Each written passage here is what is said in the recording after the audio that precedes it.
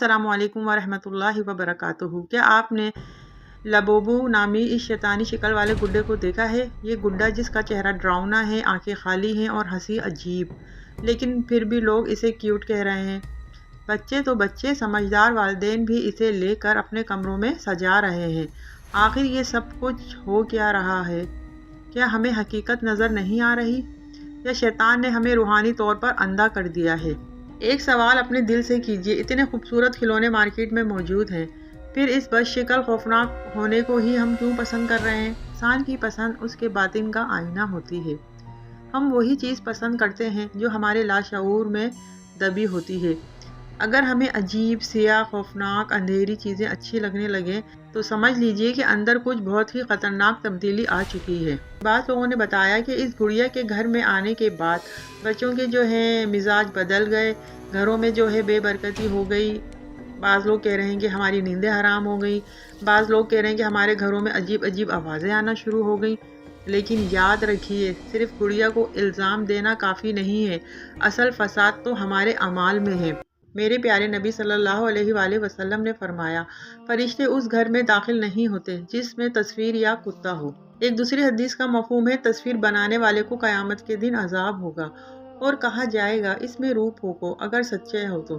अब सबसे ख़तरनाक पहलू सुने। ये सिर्फ बच्चे नहीं बल्कि बड़े बड़े अदाकार, अदाकाराएँ, सोशल मीडिया स्टार्स इस गुड़िया लबाबू को फैशन एक्सेसरी बना चुके हैं।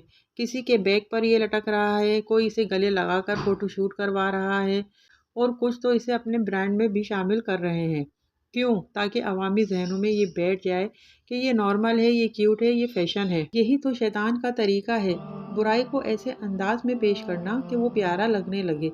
नबी करीम सल्लल्लाहु अलैहि वसल्लम ने फरमाया, बेशक इंसान अपने दोस्त के दीन पर होता है, बस तुम में से हर एक देखे कि वो किससे दोस्ती कर रहा है।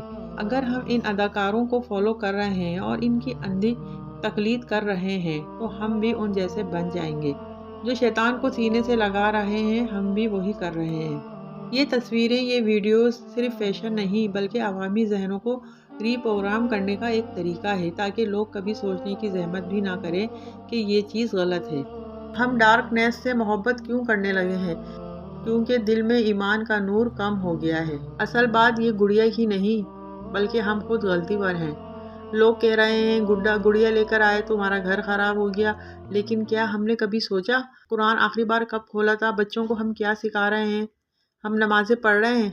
जब घर में नमाज ना हो, कुरान ना हो, अल्लाह का जिक्र ना हो, म्यूजिक, ड्रामे, फिल्मों का तूफान, टिकटॉक, रील, फेसबुक, तो वहाँ अल्लाह की रहमत आएगी या लानत? या तो महज बहाना है, असल जहर तो हमने खुद घरों में फैलाया हुआ है। गुड़िया बाहर निकालें, नमाज कायम करें, घरों में कुरान की तिलावत कीजिए, बच्चों को सीरत, तौहीद, अकीदा सिखाएं, अपने दिलों में ईमान का नूर रोशन करें। अल्लाह वही है जिसने पैदा किया, वही रिस्क देता है, वही मारता है और वही जिंदा करेगा। शैतानी अलामात को ट्रेंड ना बनाएं, तो अल्लाह की तरफ पलट आएं। आई होप कि आपको आज की वीडियो पसंद आई होगी। वीडियो पसंद आई है तो इसको लाइक करें और शेयर करें।